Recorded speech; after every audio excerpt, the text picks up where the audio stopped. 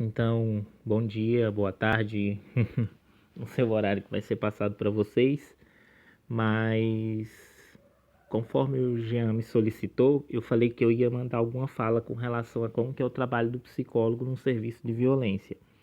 Mas eu achei interessante também explicar um pouquinho do que é o serviço, até mesmo como forma de divulgação. A gente, enquanto profissional desse setor, temos como missão isso, né? Fazer uma divulgação das atuações, é, do que é o funcionamento desse serviço e a importância dele no nosso contexto hoje. Então vamos lá. Meu nome é Ricardo Furtado, eu sou psicólogo aqui em Palmas. Desde 2010 me formei na UBRA. De lá para cá eu fiz especialização em psicologia do trânsito, depois fiz especialização em gestão em saúde. Fiz uma residência de 2 anos na Fiocruz, no Rio de Janeiro, em violência. É, Educação permanente em saúde, desenvolvimento humano na UNB, enfim. Fiz pedagogia na UFT e atualmente eu sou colega do Jean do mestrado em ciências da saúde aqui na UFT. Como que funciona o trabalho de um psicólogo dentro do serviço de violência? Primeiro a gente vamos entender como ponto de partida o que seria o SAVES. O SAVES, ele é um serviço que surgiu, né, a partir de umas portarias, a partir de uma demanda do Ministério da Saúde, para atender as pessoas que estão em situação de violência sexual. Mas a gente precisa entender que contexto é essa violência, como que se chegou ao entendimento de que precisava de um serviço desse porte. Precisamos entender a primeira coisa, que violência, ela é o poder sobre o outro. É alguém que está exercendo uma ação de poder e que está cerceando o direito do outro, né? Está fazendo com que o outro seja submetido a uma vontade do agressor ou da pessoa que violenta, enfim.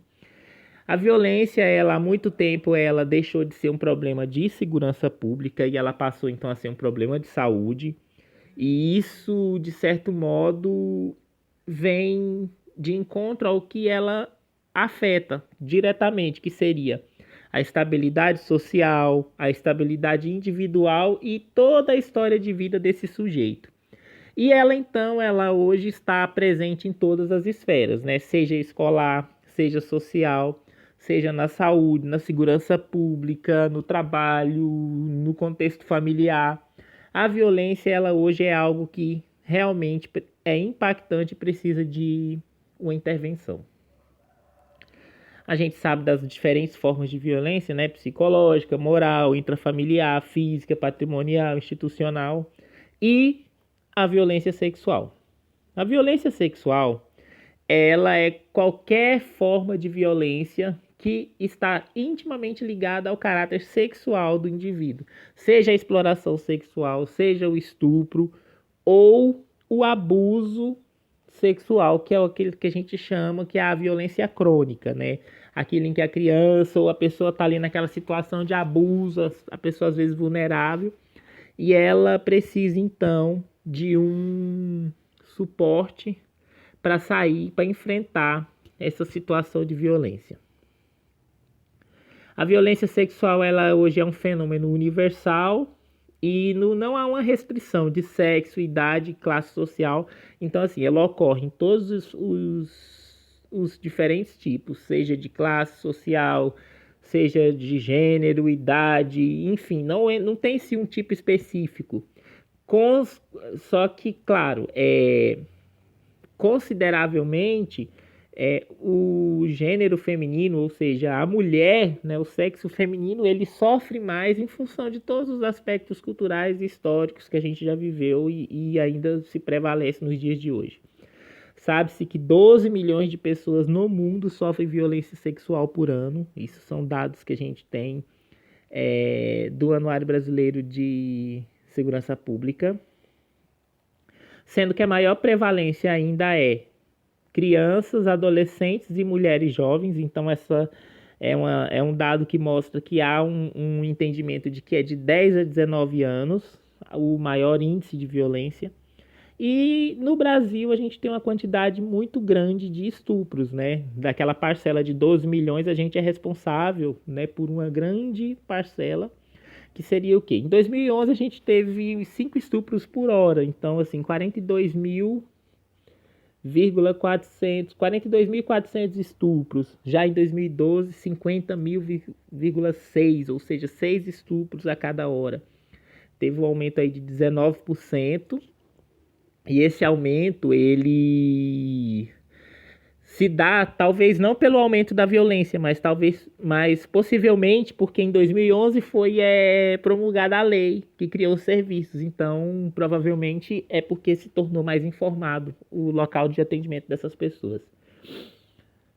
Em 2013, a gente já teve 50.320 casos, né? Então, teve um pouquinho só a mais que em 2012. No entanto, a gente tem uma relação de que apenas 35% das vítimas de estupro é que conseguem relatar o episódio para as polícias, segundo as diversas pesquisas internacionais. Ou seja, então acredita-se que no ano passado, em 2012, possa ter ocorrido 143 mil estupros. Então isso é bem preocupante, né? Porque são subnotificações, são pessoas que estão aí sofrendo violência e não está se chegando isso a conhecimento das autoridades para se que tome consciência e desenvolva políticas públicas voltadas para essa ação.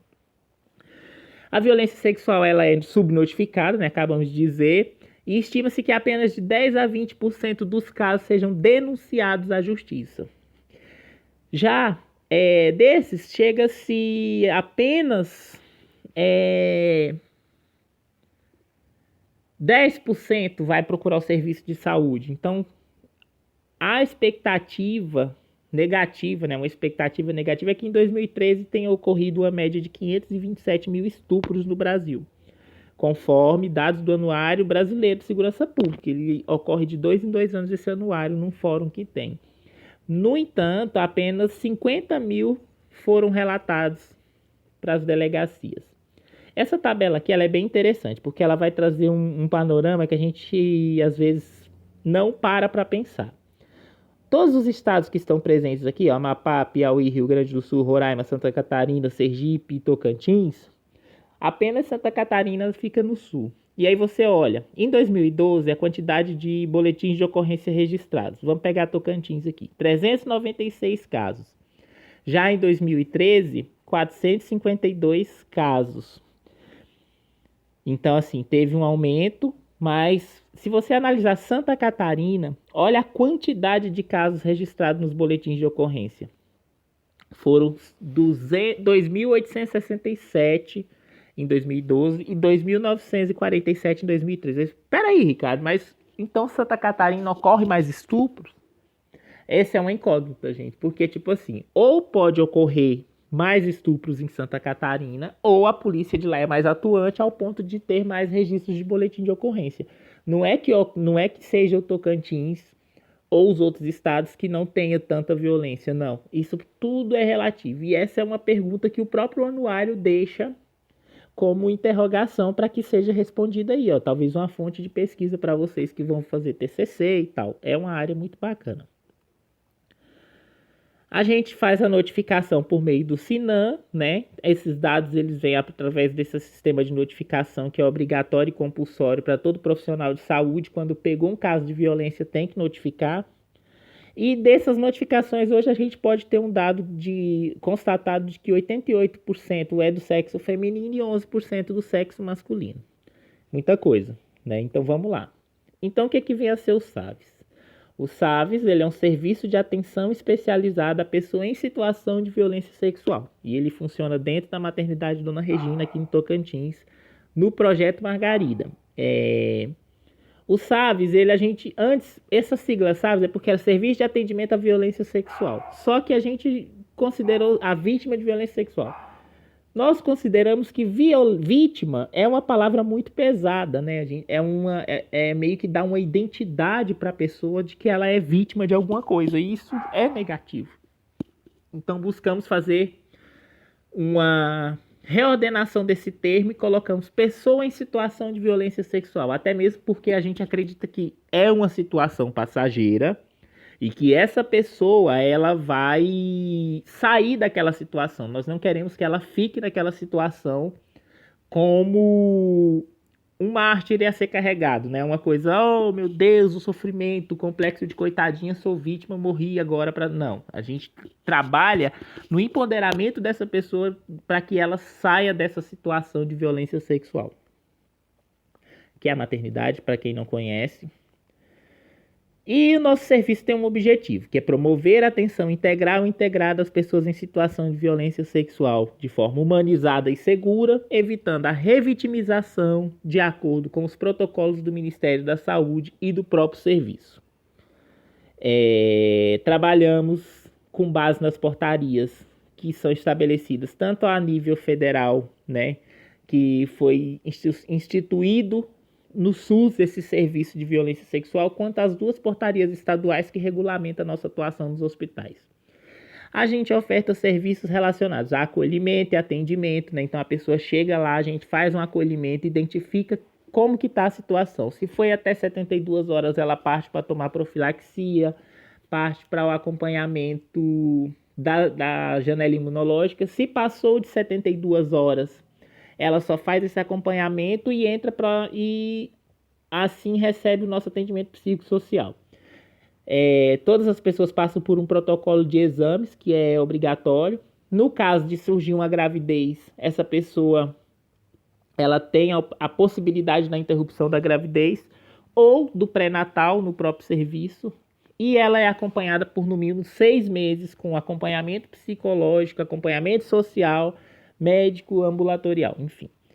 O encaminhamento para a rede, caso necessário, talvez ela chegou, não fez boletim de ocorrência, aí a gente encaminha para a delegacia ou vice-versa. Na verdade, não precisa-se do encaminhamento para a pessoa procurar o nosso serviço. Além das capacitações dos profissionais da maternidade e alguns municípios que a gente faz a capacitação. O nosso atendimento, então vamos lá, estamos chegando na parte interessante. O nosso atendimento ele é multiprofissional. Multiprofissional porque todos os profissionais estão envolvidos na mesma demanda todos os dias. Esse aqui é um fluxograma da porta de entrada do hospital, de onde vem, para onde vai, o que faz cada um. E qualquer pessoa tem acesso livre aos SAVs, não precisa ser vir encaminhado de algum serviço. Hoje nós somos 23 profissionais exclusivos, ou seja, contamos com 2 técnicos de enfermagem, 3 enfermeiros, 5 médicos, 8 psicólogos e 8 assistentes sociais. Nossa, mas tem muito psicólogo e muito assistente social, Ricardo. Só para esse serviço, sim. Nós 8, os 16, né? Porque nós somos de duplas, psicólogo e assistente social. Um casamento perfeito. Os 2 ficam 24 horas. Então, assim, a qualquer momento que a pessoa chegar na maternidade, seja a hora que for, vai ter um psicólogo e um assistente social pronto para atender essa pessoa ali, né? Então, é um ganho, tanto para a área de psicologia, né? Ter o nosso trabalho reconhecido, ter o nosso papel de destaque dentro de uma política pública tão importante quanto essa, ao mesmo tempo em que abre aí espaços de atuação, né? E todo esse aparato é para que a gente faça essa intervenção nas principais consequências que pode se resultar da violência sexual, que talvez seja a pior forma de violência que tenha, porque a morte, se alguém que foi assassinado, morreu, acabou. Mas a violência sexual, ela pode deixar dano físico, psicológico, e no dano físico pode ser a gravidez, a infecção dos tratos genitais, né, do trato genital, a doença sexualmente transmissível em si, e no trato psicológico, os distúrbios emocionais, aí entra anorexia, síndrome do pânico, estresse pós-traumático, somatização, depressão, tentativa de suicídio, abuso de dependências psicoativas, enfim. São algumas das coisas que a gente já observou no nosso serviço. E isso vem, de certo modo, trazer um peso mesmo para a questão da atuação psicológica dentro desse serviço. E algo que eu particularmente, Ricardo, tenho percebido muito no atendimento, inclusive com as crianças, é a situação do desamparo aprendido. Isso é coisa de comportamental, né? Eu sigo a linha comportamental, então vamos lá. No desamparo aprendido, sabe aquelas... eu vou tentar explicar a forma como eu encaro o desamparo aprendido. Toda criança, toda situação em que a pessoa, ao mesmo tempo em que ela está numa situação de punição, aquilo de certo modo causa algum reforço para ela. E aí a gente pode pegar dentro da violência sexual esse contexto da criança que está ali, ela, ao mesmo tempo em que ela está numa situação de violência, ela está sendo violentada, está sendo abusada, ela tem alguns ganhos secundários que faz com que ela permaneça naquela situação, né? Que é ela receber uma balinha, o chiclete, a carícia, o dinheiro, enfim, são coisas que fazem com que ela se mantenha e ela por si só não, ela percebe até que ela está sendo violentada, mas ela não consegue mais sair, porque de certo modo ela também já está ali no envolvimento com a situação. É o que a gente chama de desamparo aprendido. Ela está desamparada, mas assim, foi um desamparo que ela aprendeu a conviver com ele. E aí o que mais interessa pra gente? Nosso serviço. Não há abordagem. Então vocês não vão ver essas carinhas aí brigando um com o outro. Porque a gente trabalha com a proposta das habilidades. Foram adaptadas desse programa do aleitamento materno do Ministério da Saúde. Tem a habilidade de aconselhamento. Então a gente trabalha nessa linha de aconselhar a pessoa das melhores possibilidades que ela tem para a vida, das possibilidades que ela tem diante do novo enfrentamento dessa situação pós-violência. Ouvimos essa pessoa e ao mesmo tempo aprendemos com ela e ela aprende com a gente, e é um trabalho mútuo, né? Então assim, cada pessoa é única, não temos uma metodologia específica de trabalho que vai falar assim, ó, isso aqui dá certo para todos. Cada um vai sendo construído ao longo do processo. A habilidade de aumentar a confiança dessa pessoa e dar apoio, né? Nós aumentamos a confiança mostrando que ela pode sim superar, que ela pode seguir um caminho diferente, que ela pode ter novas perspectivas de vida, que ela tem que voltar o mais rápido possível para a rotina dela e dar apoio em qualquer decisão que ela tomar. Se for uma decisão, um exemplo, para a pessoa que vai abortar, a gente apoia, porque é uma decisão dela, ela que vai tomar aquela decisão. Com foco na resiliência, ou seja, no poder de recuperação que essa pessoa tem diante da violência que ela sofreu. A atuação, então, vem no sentido de mostrar para essa PSVS, né, pessoa em situação de violência sexual, que você entende ela, como ela sente e apoia ela em sua decisão. Ou seja, o aconselhamento é para dar essa autoconfiança e para decidir o que é melhor para ela.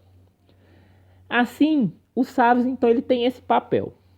Orientar a pessoa no sentido da necessidade do tratamento, informar para ela o que ela deve fazer, buscar a confiança na equipe, aconselhar ela na decisão que ela for tomar, transmitir novos conhecimentos de forma que ela vai ter sucesso ao agregar esses conhecimentos à vida dela e desenvolver nela uma confiança em si própria, porque às vezes a pessoa chega lá desestruturada, total, não tem mais perspectiva de vida. Como já teve casos de pessoas que receberam o diagnóstico do HIV, suponha. Então, assim, você vai mostrar para ela as possibilidades que ela tem a partir dali. Resiliência é a capacidade de se recuperar de situações de crise e aprender com ela e ter uma mente flexível e ao mesmo tempo ser otimista, com metas claras e com a certeza de que tudo passa. E aí, assim, curiosidades, vamos lá. A disciplina de vocês é ética, né? Então, como que funciona a ética do psicólogo dentro de um serviço de violência sexual? Da mesma forma como funciona em qualquer lugar. Primeiro, a gente tem o nosso sigilo profissional, que ele é resguardado, ele tem que ser resguardado, né? Ele tem que ser muito bem selado. Mas a gente tem que também ter a habilidade de trabalhar em equipe. E, ao mesmo tempo, aprender a lidar com a ética do outro, com o espaço de trabalho compartilhado e com todas as diversidades e divergências que também ocorrem. Às vezes já teve casos em que a gente entrou em alguns conflitos, porque eu tenho meu sigilo com o meu paciente na psicoterapia, mas são informações que precisam estar no prontuário. E aí alguns profissionais querem saber além do que é necessário e entra-se nesse pequeno conflito ético do que pode pôr no prontuário, do que não pode. Então isso são coisas que nós mesmos estamos sentando para elaborar, não temos ainda definido. Outra coisa que é interessante é a ética no sentido de não impor suas vontades em relação ao que o paciente deseja, né? Como no caso do aborto previsto em lei.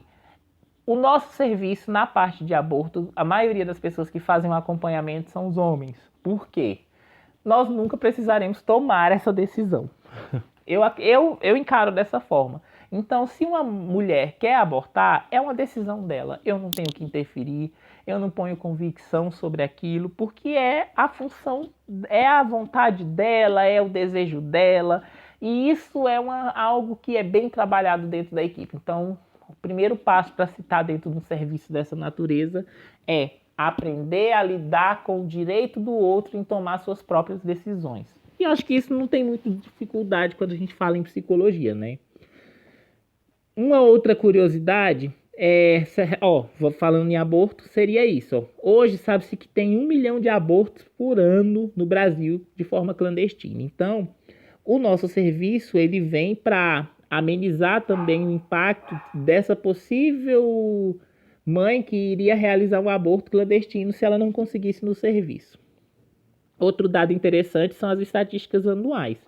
Em 2012 tivemos 87 casos, em 2013 117 casos, em 2014 188 casos, em 2015 fechamos o ano com 220 casos novos. Então são novas pessoas que foram violentadas aí. Só que, vamos fazer um comparativo. Vocês lembram que lá atrás eu trouxe aquela tabelinha do Tocantins. Em 2012 foram 396, tá aqui, ó.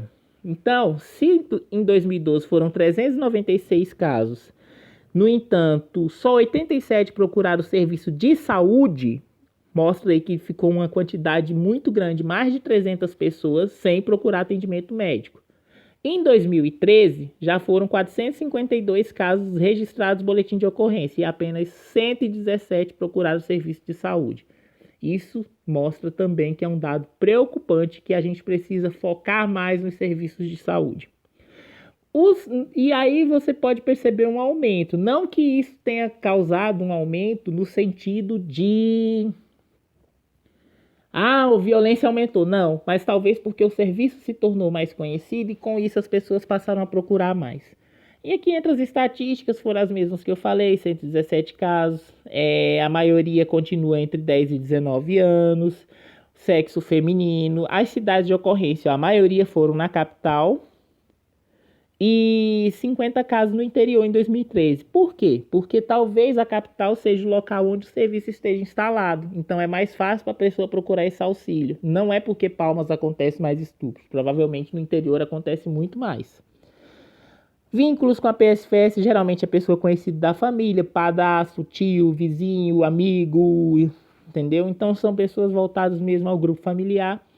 E com relação aos dados de gravidez, dos 11 casos de gravidez que tiveram em 2013, apenas 3 optaram pelo aborto e 50 desses estupros foram casos de estupro de vulnerável, ou seja, crianças abaixo de 14 anos. Então é um dado sério aí. Em 2014, 180 casos, incluindo os casos de vulnerável. E continua a mesma estatística, 10 a 19 anos, sexo feminino, maioria na capital. O mesmo gráfico dos vínculos e agressões. E a questão da interrupção da gravidez, que é um caso, dá para ver quanto é relativo, né? É bem pequeno o número de interrupções em relação ao número de gravidez e ocorrência. Em 2015, já fechamos com 224 casos e as estatísticas se repetem. Nossos vilões, WhatsApp, Facebook. Então, grande parte dos casos que chegam para a gente foram de pessoas que tiveram algum envolvimento ou contato relacionados às redes sociais. As paixões adolescentes, né, que é um problema também muito sério com relação às paixões adolescentes, porque são meninas que não se sentem violentadas, que estão ali com 11 anos, 12 anos casadas e elas acham aquilo extremamente natural, mas pela própria lei é o estupro de vulnerável. E por aí vai. Então, assim, o psicólogo que quer atuar nessa área, ele tem que buscar muita informação, estudar todas as políticas públicas de violência, mulheres e leis também, né? Tem alguns materiais muito específicos voltados para isso, protocolos de aborto, protocolos de interrupção de gravidez, na situação de risco e na situação de violência, e além da questão das... Como que eu falo para vocês? Das profilaxias, que mesmo sendo psicólogo, precisa entender para entender prazos, entender efeitos colaterais, enfim. Essa é a nossa sala, é um espaço pequeno, mas é um espaço acolhedor, aonde a gente busca esse trabalho, essa onde tem o computador, que é um espaço de atendimento. E a mensagem que a gente encerra seria isso: todas as pessoas nascem com potencial para amar ou para ser agressivo. O que define o conflito como destrutivo ou construtivo é a maneira de lidar com ele. Isso vem para acabar com aquele mito de que toda pessoa que sofreu violência vai também violentar. Porque é a forma como cada um vai receber o suporte e lidar com essa violência que vai fazer com que ela se torne ou não um potencial agressor. Porque o roxo, a violência, ela é algo que precisa ser encarada como um processo de renovação, né? A pessoa precisa se renovar diante daquela situação traumática, e o roxo, ele traz essa ideia de se renovar. Os contatos do nosso serviço, caso tenham interesse. Eu também gostaria muito que vocês curtissem a minha página. Eu tenho uma página no Facebook que se chama O Psicólogo. Vocês podem me achar lá. E é isso. Obrigado a todos. Agradeço ao Jean pela oportunidade. E caso tenha alguma curiosidade ou alguma outra dúvida, o Jean pode passar meu telefone para vocês. Vocês entrem em contato com o WhatsApp, pelo WhatsApp comigo, ok? Agradeço também a oportunidade. Abraços a todos.